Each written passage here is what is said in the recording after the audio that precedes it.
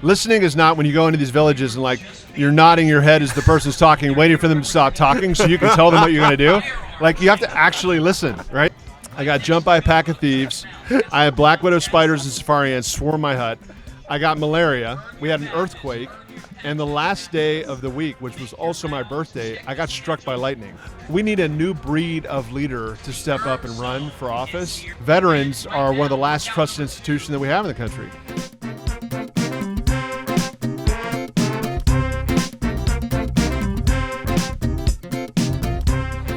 Jake, Yes. Welcome to the Jedburgh podcast. Love it, man. Thanks for having me. Appreciate you coming in. And before we even got in here, we had to pay our dues. We did. Okay, we had to get down. You forced me to, and I love it. We had to fully embrace Sandlot 2023. We created the Jedburgh workout. Yep. So I think we're going to do a different workout every day. Good. And now as a shout out to our mutual friend, all right, Don Fall, okay, who you served with at the Naval Academy. Yeah. All right. Now the CEO of CrossFit. We have a lot to make fun of him about. We're going to do that later this weekend. He was on a couple episodes ago. But since he sent me to the level 1 CrossFit certification, I now feel empowered to develop these workouts. So you could be the first one to give me feedback on the first workout. So we just did that. We did it with Amit Shah, the CEO of Wodify, who was in here before you. 5 sandbag. See, I'm still hurting here. Yeah. So we did 5 clean and press with the sandbag. Yeah. Then we ran, I don't know, it's probably 30 meters there and back out to the Jedburgh podcast sign, right? And then run back. Then we did 5 sandbag burpees, which Jason McCarthy forced us to do Thank after you, he Jason. told us that we were weak. Yes. That added some extra pain that was unnecessary, but it's okay. What'd you think? How did we do on the workout? It was great. I came in last. I was embarrassed, but it was a great workout. Thank you for forcing us into that. It doesn't matter. You did it. I mean, we got people over here who are doing it now, which is awesome. So I absolutely love it. But Jake, Naval Academy grad, spent some time in the Marines, 7.5 years. You were in the infantry, force recon, 2 times to Iraq. And now, since then, you've really dedicated a lot of your life to solving what I would say are some of the most complex challenges in society. We talked to a lot of people about business challenges, but you're solving societal challenges. One in the domain of how war-torn areas and extreme poverty and violent extremism affects populations. Mm-hmm. What do we do about it? Right. And in another world of this divide, this divisiveness that sits in our country, in America today. And I'm going to get into so many different aspects of that. Yeah. But I want to start with, after your time in the Marines, why move into this social aspect and this social arena to look at these complex challenges? What'd you see and why was your heart there? Yeah, I think as a lot of us did when we were in combat, like my guys and I had some pretty intense personal experiences that demonstrated a lot of these groups we were fighting, they actually were fueled by this desperation that poverty created in the areas we fought. And you had these families who were just desperate. They had kids that were starving to death, and the aid groups could not reach these people because in these gray zones, it's too dangerous, right? They can't get in there. So and gray zone, that the area that's not a defined conflict, but it's not America. It's not a place where you can do whatever you want. It's highly unstable. There's a lot of insurgent activity. There's cells that are operating in the area, but it's not day on, stay on, high intensity conflict, right? But it's a little too risky for traditional aid groups to go and operate there. So you end up having these individuals who, their kids are literally starving to death. And think about how far would you go with your kids? Like, what would you do to be able to put a meal on the table for your kids? And anything. Give them choices, right? Right. So a lot of these guys were getting recruited into these cells, and we began to see, we would go out there and do DAs every night to take these guys out, but their movements kept growing. And it's because they were recruiting and preying on these populations, So we thought this was a pretty critical gap in our national security strategy. We thought, hey, what if you could take knuckleheads like us that know combat, combine them with frontline development professionals who know how to eradicate extreme poverty, and we can embed these composite teams like kind of deep into these gray zones where nobody else could go, work with local leaders, solve these problems of poverty, and build what we call resilience corridors to stop the spread of ISIS and Al-Qaeda. So that was the idea. I want to ask you about different regions of the world. because this looks different. We always use the term, violent extremist organization. We think about poverty. There's the natural places we think about, Africa, we think about the Middle East. But when you look at the Middle East, you look at Africa, wildly different areas, okay, in terms of not only geography, but also the people, the composition of each one of the demographics, right? Yeah. And the societal norms. You look at Africa. We were talking before we started about Africa. I had the opportunity to go to 26 countries in Africa over a course of a couple of years, and every country you go to is different, and they can border each other, and they can be vastly different. Right. How do you take this model that you've put together, and now really in execution, you have the concept, but you have to now start to drill down into how are we going to solve this problem in this specific area? I mean, think about a country like Chad. They speak Arabic, French, and English. Yeah. There you go, right there. How do you communicate? Right. Yeah. So what we ended up doing was we built a framework. You can't go into a place with a kind of rubber stamped fabricated solution and think it's going to solve all the problems. You have to have a flexible model and a framework that you can use, number one. Number two, yes, there are differences across all these different cultures, all these different countries, all these different tribes, but there's some fundamental tenets that make us all the same at the end, right? There's some fundamental things that we want the future for our kids. We want our kids to be able to have real choices, whether it's food to eat, schools to go to, medical facilities where they can, get good health treatment. We have some of the same basic needs, and a lot of those basic survival needs were the ones that were being exploited by these bad groups. So, yes, you have different languages, different cultures, different histories, but a lot of the human behavior was the same. So we would create what we called a co-creation, co-design process where we would roll in, and number one, we as outsiders, you have to live there, you got to build trust. So we would live in these areas for 5 to 7 years to build these relationships. And we would live in the village. Otherwise, you're an outsider. You're an outsider. You're always an outsider unless you can actually live there, live life with them, do what they do, have the same food that they have, learn the language. We learned all the local languages everywhere we operated, and become part of the community. And by that point, as you become part of the community, now you've earned the right to talk to them about what the needs are in the place, and you start co-designing these solutions to address those needs. It's not us telling people what they should do. They have some great ideas. It's about unlocking that potential and creating sustainable frameworks so that once it's built, it'll last.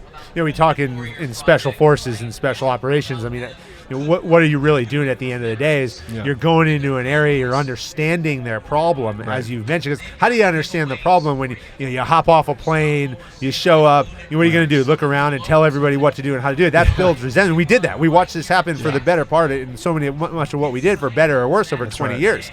But that's not sustainable. No. We talk in special forces about creating and building up our partner force to solve their own problem in perpetuity. That's right. Sustainability. And that comes very first thing, understanding the problem, which takes immersing yourself in.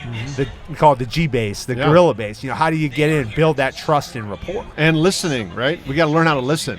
Listening is not when you go into these villages and you're nodding your head as the person's talking, waiting for them to stop talking so you can tell them what you're going to do. You have to actually listen, right? Because there's the best ideas I ever had when I was in these communities came from the leaders I worked with, and it's just what I learned at the end of the day. It's not about building a clinic or a school or drilling a well or dropping off food. It's about building leaders. It's about building the capacity of local leaders to do it themselves. Yeah, that's what's the sustainable aspect, and they're going to respect you. Yeah, and they're not going to create an environment where they're looking for money and stuff. Right. They also see the challenge because for all the reasons that you just said, and I don't think we do a good job of understanding what do the people actually want. Because often we go into places and we think, well, I know what they need. Right. Because in America, we have a park and we do fitness festivals. So obviously, in this country, in Africa, they need a park and a well, and do a fitness festival. Right. When that might be the last thing on their mind. Right. They need what I have. They need exactly what I have access to. That's never the right answer, right? They have their own ideas about their own dreams, what they're lacking, how to think about building it and putting it back there. They've got these incredible ideas. You just kind of got to unlock that potential, right? And you can't do that if you're trying to always impose my worldview on this individual. and have them do it the way I want them to do it. Yeah, and that takes an incredible amount of maturity, discipline, and thought leadership to do that. Well, and failure on my part. I failed a lot, man. I mean, why? How? I mean, first week I was on the ground, right? I started our project, and there's a little area in southwest Kenya that was under the influence of al-Shabaab. So we were going to launch our first project there. My first week on the ground, here I was. I thought I was this, badass operator coming in here. I'm going to solve these people's problems. Just come fresh from business school. And the first week I was a Marine and I have an MBA. I know absolutely everything about this area, guys. That's exactly right. I was such an arrogant idiot. So I go in. The very first week I was there, I got jumped by a pack of thieves. I had black widow spiders and safari ants swarm my hut. I got malaria. We had an earthquake. And the last day of the week, which was also my birthday, I got struck by lightning. I mean, it was like a horrific week, right? I mean, you can't make this stuff up. And I was so humbled. I was like, you know what? I can tackle guys, I can fight guys, I can do whatever. But how do you fight lightning, right? I mean, I was so humbled. And then I got to go out into these communities and meet some of these people who had survived far worse than what I had been through. And they had these challenges every single week. I had one bad week, but they were suffering this stuff all the time. These enormously just courageous people. The guy's like, I've been hit by lightning 4 times. What's your problem? Yeah, exactly. You owe a case of beer, rookie, first time. Or these kids that survived malaria bouts, right, with no medicine. I mean, it was unbelievable. And others, sadly, that lost their lives because they couldn't even afford the medicine, right? So I was this kind of, pampered outsider that came in thinking I knew everything. And I got so humbled. And what I learned so much about leadership doing this work. I learned that the most powerful lessons in leadership actually came from the people I had the chance of leading, right? And once I got out of my own head and realized I wasn't all that and I need to actually listen, I began to become a much better leader. Kind of like the same way when we operated in the units, right? Like you come in as a new platoon commander thinking you're the cat's meow, right? And then like your guys show you that you actually don't know what you're talking about, right? Until you are willing to listen to them and learn from them, that's when you start to have success. It happens to all of us. Yeah. All of us. I have the same. I give a talk on this. It's called The Discipline to Prepare, and one of the vignettes is my first day as a platoon leader. When at fresh Ranger School graduate, walking in left shoulder first. Your leader's here. Hello men. And being told very quickly, who the fuck are you? Yeah. I know. I mean, I remember going into the unit in Force Recon. I'd only been in 4 years, and my team leaders had, on average, between 15 and 18 years of hardcore duty, right? And I just remember, I just got so humbled. I thought I was going to do all these programs, I had everything lined up, and then they took me on a ruck run, our first run, and they just buried me. Not a run and not a ruck, a ruck run. Yes, that's right. That's right. Let's talk about More Perfect Union, which is the company that you've recently founded, and you're talking 3 years ago, and you're talking about the divide in America. Yeah, I have a lot of thoughts and opinions on the divide in America. Yeah. But what created in your mind the transition from your social activism in foreign areas primarily to fight poverty into the divide that we have in America? I had been living overseas for about 15 years, right? So I was always deployed downrange as a Marine, and then I lived in these villages for Nuru, my organization, for about 7, almost 8 years. And I remember I was invited back to the U.S. to participate in this new program that President Bush and Clinton were starting. It was called the Presidential Leadership Scholars Program. But to do it, I had to move back to the States. And I remember coming home to the States for the first time in a really long time.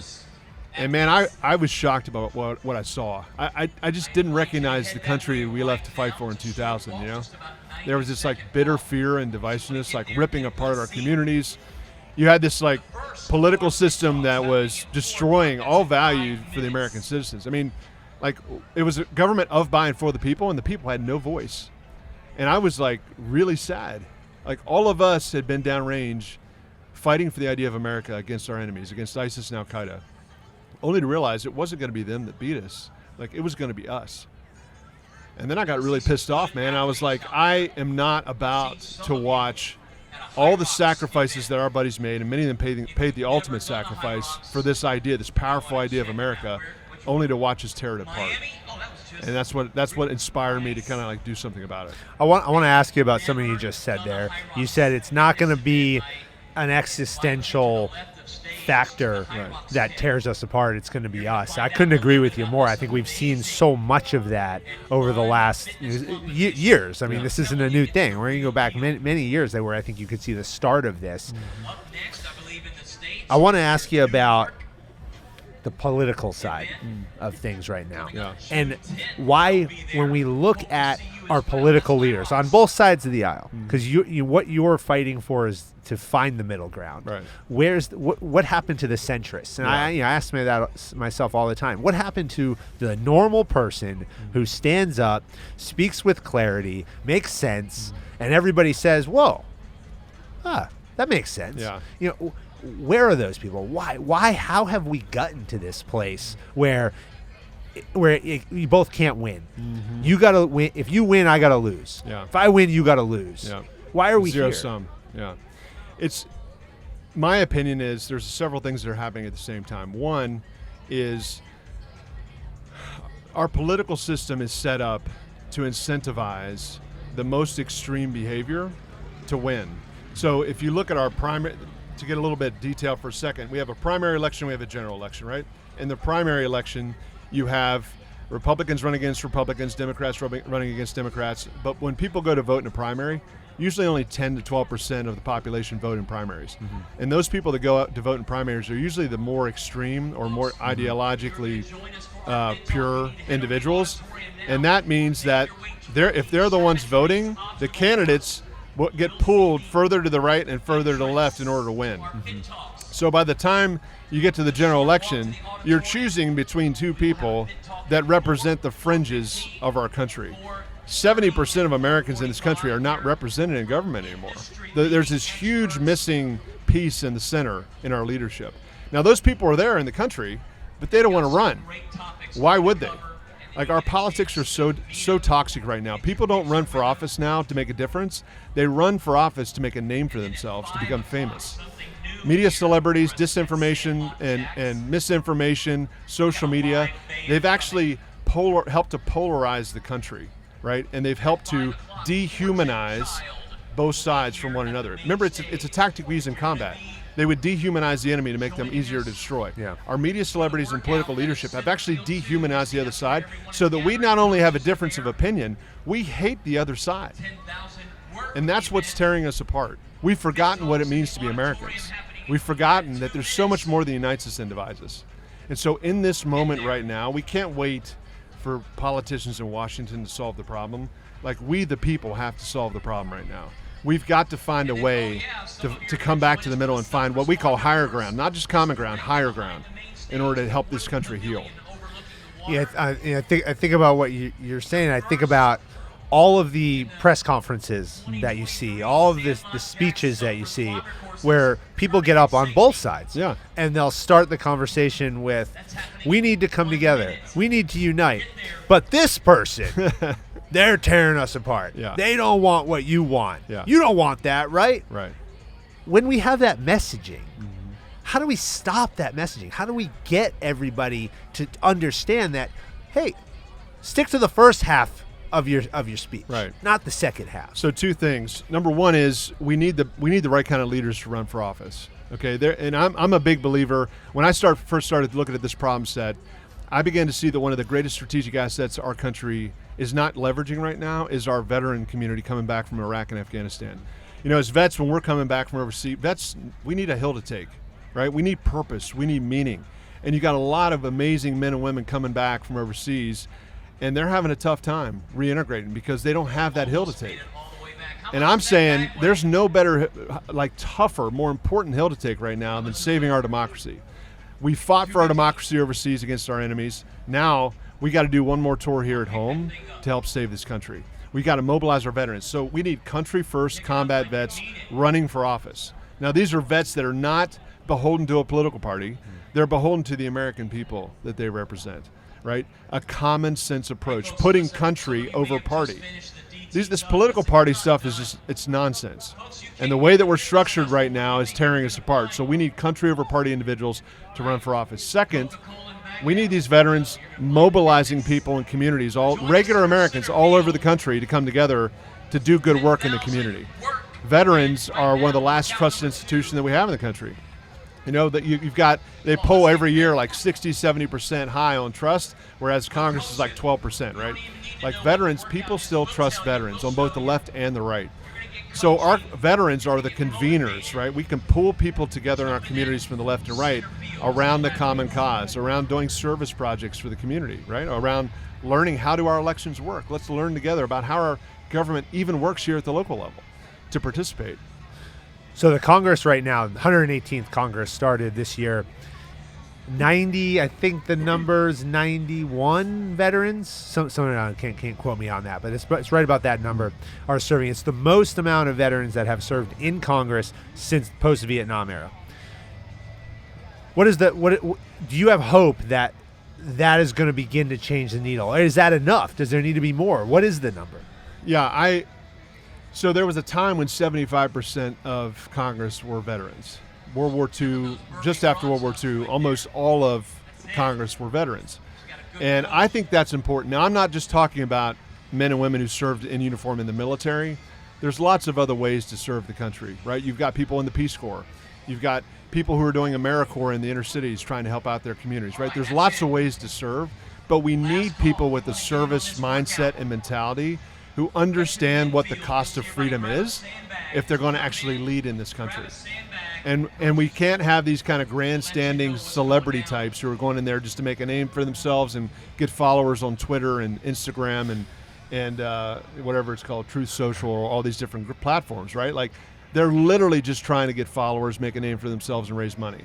They're not even governing. They're not even governing. They're not putting forward legislation. They're just going on these ridiculous podcasts, fueling the battle. And there is I don't mean to be alarmist here, but there's a coming fight. Like, we're teetering on the verge of a civil war.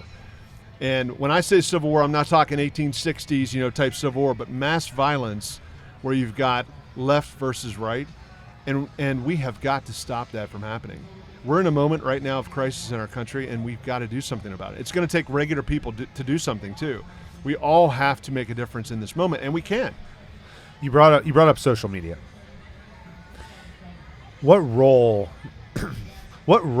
does social media play in this divide? Because in the past, I mean, you don't have to go back that long. I mean, you can go back 10, 20 years tops, where you didn't have this access to social media. I mean, you remember, like I do, when we didn't have cell phones.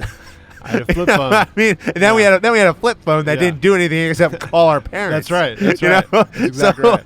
But now rotary dial. Right now, I mean, now the generation of young adults now have always had this device that is a touch screen that gives them instant access to absolutely everything. And with the rise of social media, without real concrete checks on the information that went out, because I was a broadcast journalism major, and I like to predicate myself on the fact that I host this show and created this show as a place where we can have real conversations in objective journalism. Okay, I always bring this up, and I always think about this because you used to trust the news. Yeah. You used to trust information that went out into the public domain. We had the fairness doctrine. Mm-hmm. So if you put information out, it had to give time to the other side, right? Well, we don't have that now. The fairness doctrine was repealed. Mm-hmm. So now, in a lot of ways, mainstream media is also, in a way, social media where you can put up whatever you want and say whatever you want. What role does that play, and has that played in this divide? And what's the responsibility that you see these organizations have in either fueling or de-escalating this? Yeah. So you said a lot there. There's a lot of problems that you brought up, which are a major component of the crisis that we're facing. I'll start with the fact of, I think one of the biggest challenges we face is the death of local media. So you don't have local newspapers, local publications anymore in small towns across the country. They're all dying, and they're all getting beat by these digital media platforms, right? So it's hard for, young men and women coming up through the ranks to learn journalism and learn about reporting the truth at the grassroots level. Now everything is about national politics. there are no local politics anymore. It's all national politics. And because of our technology now, everything's instantaneous. Information is shared instantaneously all over the world. That information can be true or false, but it travels at the speed of light. We didn't always have that, right? So you can have falsehoods and lies now that can spread instantly and build momentum that can be very, very damaging. That's the first problem. Second problem is, you talked about the social media platforms, right? I have a lot of good friends in social media who help build these companies, who are now still running them. And there is some really good intentions about a lot of people in that space, in the technology space, who want to do good things in the world through these platforms. The problem is, it's kind of like creating Frankenstein, right? Like, it kind of got away from them. And there is a component of the leadership around what the revenue model is, right? Like the algorithms that drive profits, and the algorithms that drive profits are the ones that fuel hate and fear. Well, they get the likes, and they get the likes, they get the shares, they get all. And that's how these things spread. That's actually what drives clicks. It drives ads. It drives revenue, right? So what you have now is a social media community that's trying to backtrack from that and figure out a way to get out of this problem. But it's a massive problem because, billions of people are on these platforms. I mean, like, half the world is on Facebook. Yep. It's ridiculous. It's a major, massive platform. And until we get some probably large-scale reform to be able to try to police information, not police information like Big Brother watching, but trying to actually find out what's real, what's truth and what's not truth. I mean, with the rise of AI now too, with a lot of these deep fake videos and things like that are coming out now, it's getting even scarier, right? So we need a way to be able to parse out what's fact from fiction. And until we can do that, we're going to have a real problem in this country trying to figure out who are the right leaders to get behind, and what are people actually saying. We're approaching a time now where you go into an election and you're not going to be even sure if what's being said is real or not, or even the person saying it is real or not, right? So we've got to get ahead of this. And there's a big role for the technology community, the IT sector, to really get ahead of this and try to build some solutions, because I think there is a way out of it, but we need some of the smartest minds out there to start creating some solutions around this. What role do our elected leaders and the government have in the regulation? Because tech industry, by and large, social media is an unregulated industry. Yeah. I mean, we watched the CEO of TikTok get brought in front of Congress recently, but that was more of a national security conversation than it was what you're putting on there is relatively unchecked, and it's hard to verify what what your actual messaging is. So, what role do the politicians and do our elected leaders have in monitoring this? Yeah, this is a really hard area because you run into First Amendment, freedom of speech. I'm a big believer, obviously, as an American, in the freedom of speech and the First Amendment rights. I'm also not a big believer that the government should step in and try to control everything either. However, there's definitely a role for regulation, right? But if we're going to do regulation, we need to have the brightest minds working the problem right now, and not a 26-year-old kid who just won a House election who has no background in technology at all writing policy, right? So we need to have the right folks who are at least advising, committees to advise on this type of legislation or regulation that can be done. And we need to do it in a way that does not fringe on First Amendment rights, because, we as Americans, we have to ensure that our individual freedoms are maintained. America's all about the freedom of lasting, meaningful choices for everybody everywhere, right? And we need to make sure that that freedom is maintained, but we do need regulation also to ensure that that freedom is maintained as well, right? It's a double-edged sword. Mm-hmm. More Perfect Union has a 10-year plan to heal the divide, quote, heal the divide. What does that plan look like? So we are building a movement, and when you think about the vision of what we're trying to do, you've obviously heard of Rotary and Lions Club and Kiwanis Club. Those are all, the VFW, American Legion. These are all civic organizations that contributed enormously to the country and really kind of built our civic fabric during the day, right? But those are all sadly in decline. and we're losing the civic fabric of the country. It's eroding. You no longer have people in our communities across the country gathering together in a place where you meet other Americans who are not like you. How many times do we go out throughout our week and actually meet someone who doesn't think like we do? It is so rare now. We are sorted into our echo chambers, right? And so what we're trying to do at More Perfect Union, we are building the next generation of civic organization to help heal this divide. We want a More Perfect Union brickyard. We don't call them chapters, we call them brickyards because we're building the country back brick by brick. We want a More Perfect Union brickyard in every community and city all over this country. That's the vision. And these brickyards are run by regular people. Veterans are the catalyst. We train and equip veterans to launch these brickyards because we're the conveners. We're the ones who can pull these communities together. But then over time, just like when we were in our battle zones over there, we transition power over to the local community. And even when I worked at New Rio International, when I was working over in these gray zones in conflict areas, trying to eradicate poverty, I would bring two tribes together that hated each other and that were at war. And we had to figure out a way to work together to stop ISIS from infiltrating in this community, right? So you had to find common ground, right? And because of who we were and our backgrounds and building that trust, we were able to do that. It's the same thing here. We need to go, the veterans we're training and equipping to launch these brickyards, go into their communities and establish trust and build out these relationships so that we can see these are other people just like me, right? They've got kids too. They're worried about their kids' school and what college they're going to get into. They're worried about what kind of job they're going to have. They're worried about the local community church or the local community center getting torn down, right? Like they want good things for their community, just like the person on the other side of the aisle does. The trick is we have to physically meet together. This can't be done over Zoom. It can't be done over phone calls. Like we measure something we call butts in seats, right? Yeah. That's one of our metrics. People actually physically together. You can't do this in an academic setting in some university somewhere. This has to be in communities with real people getting together, having real conversations, and doing real work. Getting our hands dirty together, breaking bread together, have tough conversations together. That's the essence of who we are, and that's the essence of what we have to do to get out of this. I would also argue that you brought up the fact that we surround ourselves with people who think like us. Yeah. And I think a lot of that too has come about because of the social media problems that we talked about. That's when you think about the algorithm. Yep. I use this example of I like boats.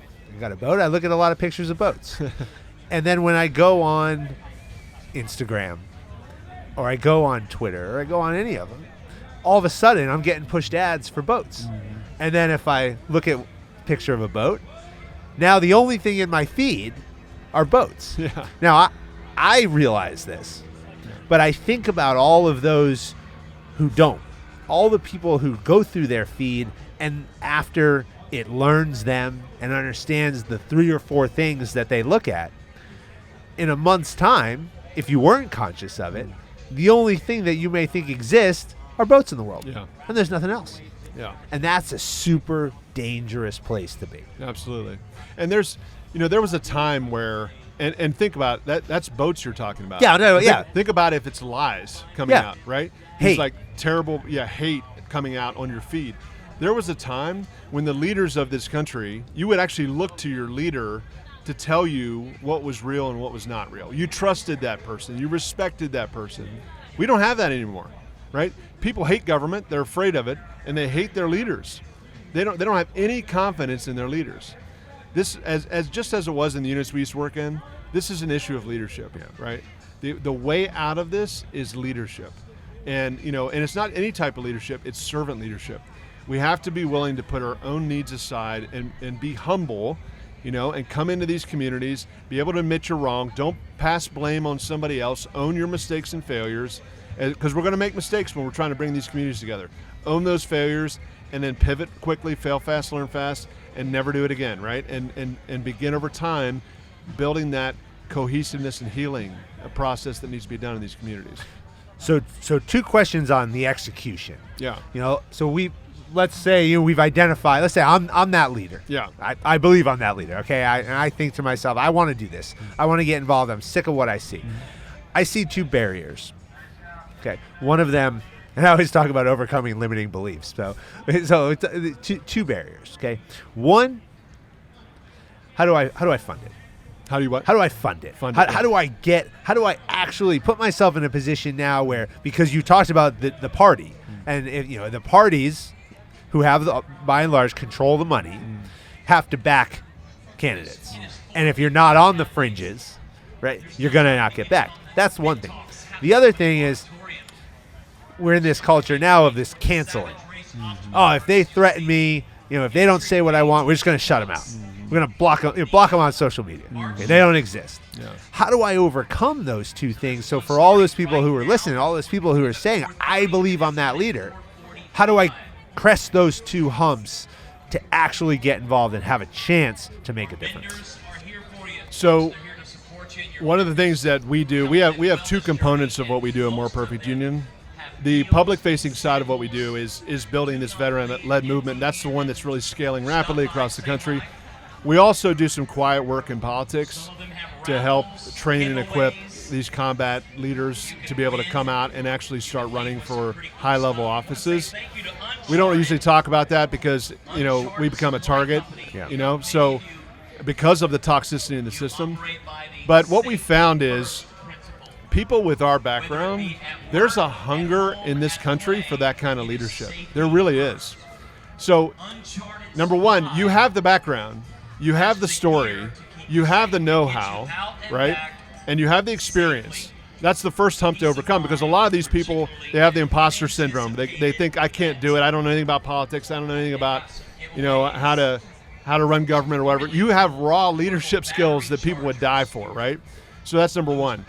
Is that you have the background and capability set. Number two, there is a political consultant class in this country that understands how elections work, that are not beholden to both parties, who are actually trying to help build a center right now. And you got to get tapped into that group. And, my team and I help folks do that so that they can actually bring together a team that can operate effectively to run a campaign, right? Because there is a political side of this. You need to know how to run a campaign. You need to know how to build a fundraising team and all that kind of stuff. There's a raw technical know-how that has to be done, especially when you're running for like a U.S. Senate seat, right? Third is capital. There's a couple ways to raise capital. There are large donors who are looking for this type of leader to back, and there's a lot of them out there who are quiet, but who are looking for country-first servant leaders to run for office right now. People are really worried about what's happening, and I see a lot of capital moving into this new space to find this type of leader. But second, and more importantly, 70% of the country is in the middle. They're in the middle, right? And they want change in people like, with our background running for these offices. They're willing to do $10, $20, $30 a month to try to help these folks run for office. But in order to do that, you've got to step out into the arena, and you got to be willing to get out in every county in your state running for these offices. You got to do the blocking and tackling. Just like in our old job, you got to have boots on the ground, meeting the people, understanding their needs, listening, and being willing to represent them once you get to Washington. So yes, the barriers are very high to entry, but I will say that they are overcomable. There are pathways to do that right now. You just got to know where to go for the right connections. What does the perfect centrist leader look like to you? Well, I think a couple things. Number one is we have to separate leadership and leadership from policy, right? We're all going to disagree on policy. You and I are probably going to disagree on policy. The right and left are never going to come to terms and agree on the same stuff. But the leaders we need right now are not leaders that stand for a certain policy. Right now in this country, you need to be a one-issue voter, and that issue is saving democracy. Leaders who will actually hold together the integrity of our institutions that run our democracy, right? Who believe in American democracy. We have leaders in government right now that actually don't believe in American democracy, right? Like, you have to have individuals that are willing who understand the fundamentals of our democracy, believe in it, believe in its power, believe in saving it. And four, they have to be truly servant leaders. I keep using that term, servant leaders, but we need a new breed of leader to step up and run for office. Individuals that are not worried about becoming a celebrity. They're not worried about gaining power and money or fame. They just want to serve. And they're willing to push back against their own party in order to do the right thing when everything's on the line. If you think about when we were in combat, many times we had to make really morally difficult or physically difficult decisions, right? Where we had to demonstrate moral courage or physical courage, sometimes when nobody was watching, right? We have that kind of battle rhythm in us. These individuals need to do the same thing when they get into government, because they're going to get enormous pressure put on them, whatever party they're in, to be pulled further to the right or to the left, and you have to resist that. You have to be willing to say no and do the right thing.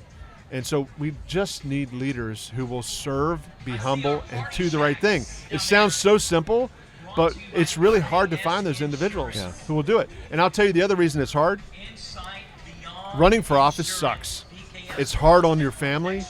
It's hard on you, and there's a lot of hate and toxicity in politics. It's an awful thing to go through, right? But what I tell a lot of the folks that I recruit is, look, you were downrange fighting ISIS and Al-Qaeda for our country when they were a threat to our democracy. I need you to do one more 6-year tour, run for U.S. Senate, go build the center, and then you go home after that knowing you helped save the republic. But the country needs you to do one more tour, right? Like we are not done serving. Whether it's running for office or starting these brickyards in this country, our country right now needs our veterans to step up and do one more tour.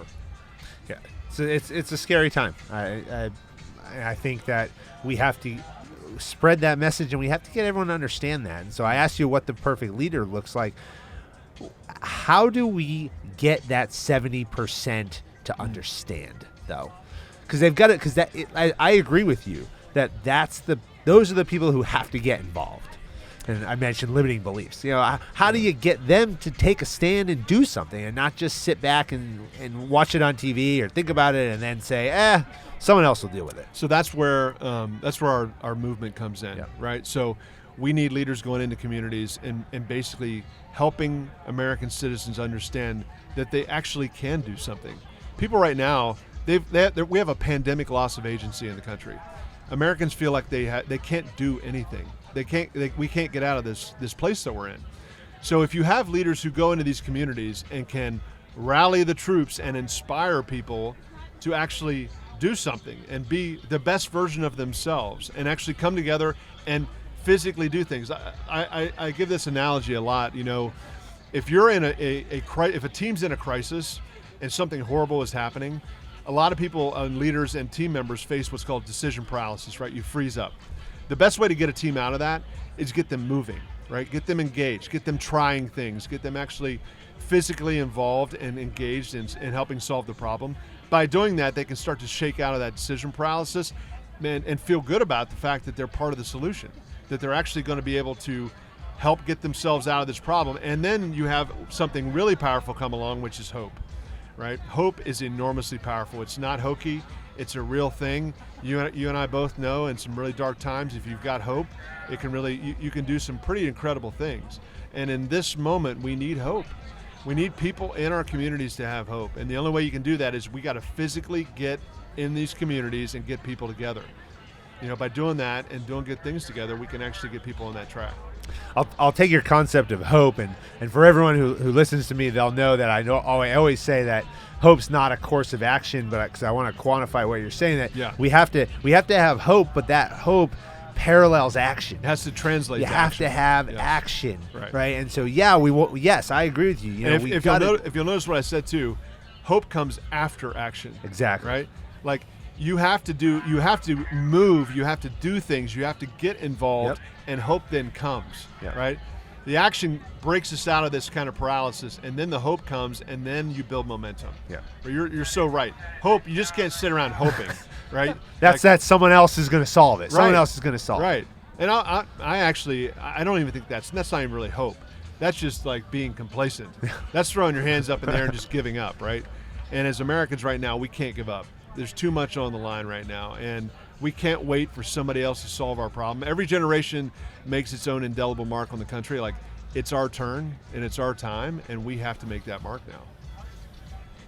Jake, as we close out, The Jedburghs in World War II had to do 3 things to be successful. The habits or core foundational tasks.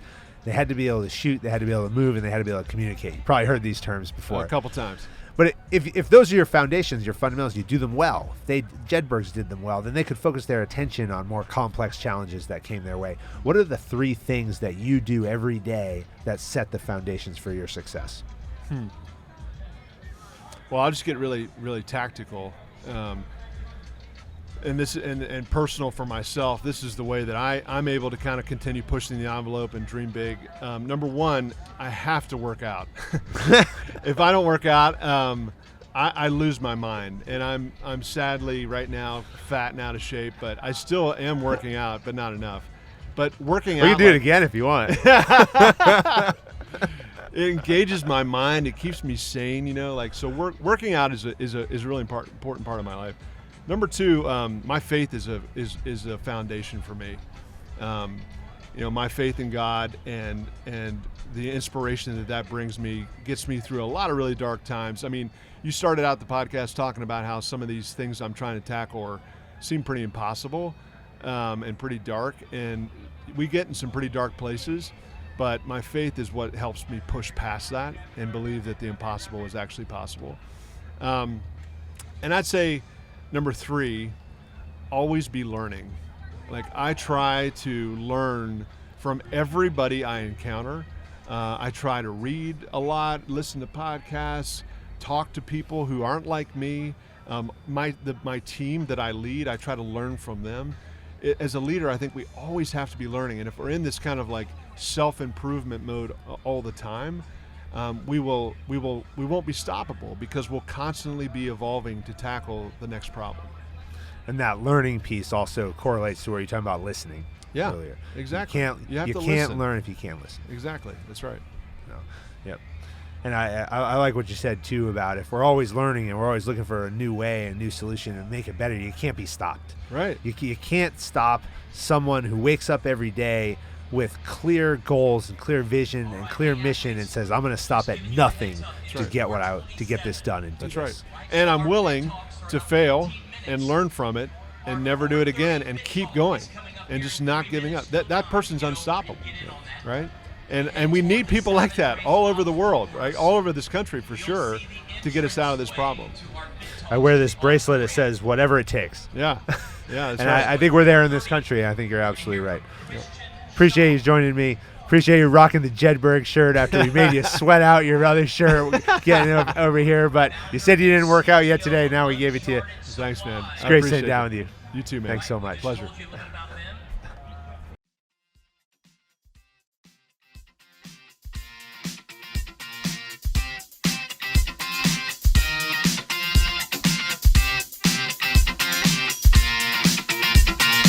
American Jedburghs went out to form the foundation of the United States Special Forces and the Special Activities Directorate of the Central Intelligence Agency. Thanks for listening to the Jedburgh Podcast. I'm your creator and host, Fran Racioppi. Join us next week for a new episode on Apple, Spotify, or wherever you get your podcasts. Check us out on YouTube for full episodes, highlights, and other behind-the-scenes content. If you like what you heard, give us a like and leave a review. Follow me, Fran Racioppi, Talent War Group, and our sponsor Jersey Mike Subs on LinkedIn, Instagram, Facebook, or Twitter. Send your comments and inquiries to media@talentwargroup.com. As a former member of Special Forces, the Jedburgh Podcast donates a percentage of all proceeds to the Green Beret Foundation, supporting America's Special Forces and their families. Thanks for joining us on this episode. How you prepare today determines success tomorrow.